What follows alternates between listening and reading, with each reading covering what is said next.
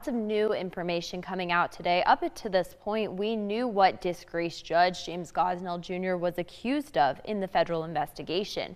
But today we are learning his exact charges and that an unnamed co-defendant is involved. We want to warn you, some viewers may find these allegations disturbing.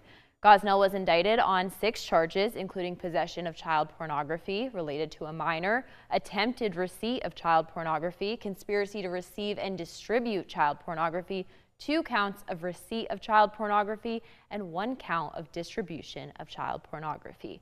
A grand jury indictment means there was probable cause to believe the crimes have been committed.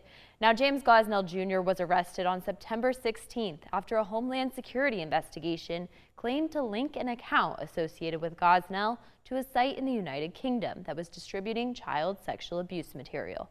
According to court documents, Gosnell cooperated with officials and even directed them to a flash drive that contained hundreds of photos and videos of children in sexually explicit situations.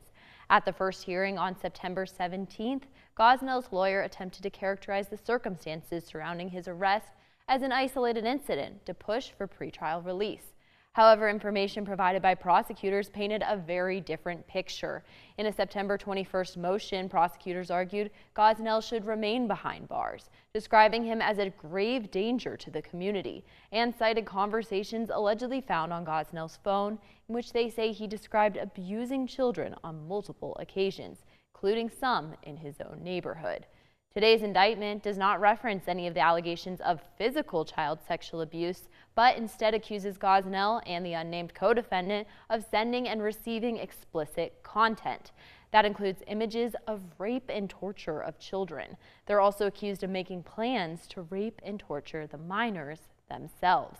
These allegations sent shockwaves through the Charleston community, drawing strong condemnation from multiple elected officials, including 1st Congressional District Representative Nancy Mace, who is among those calling for Gosnell to face harsh punishment if he is convicted.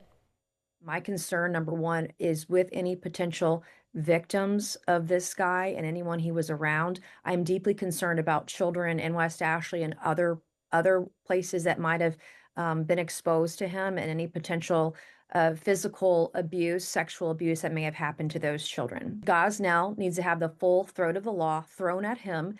He needs to face the full force of the law. And if he's done what he says he has done, I hope he gets the maximum punishment.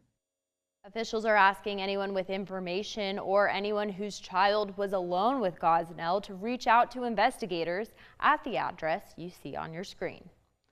Now Gosnell has been transferred from state to federal custody. He's set to be arraigned Thursday. We reached out to Gosnell's attorney and prosecutors. The U.S. Attorney's Office has no comment at this time. We're waiting a response from Gosnell.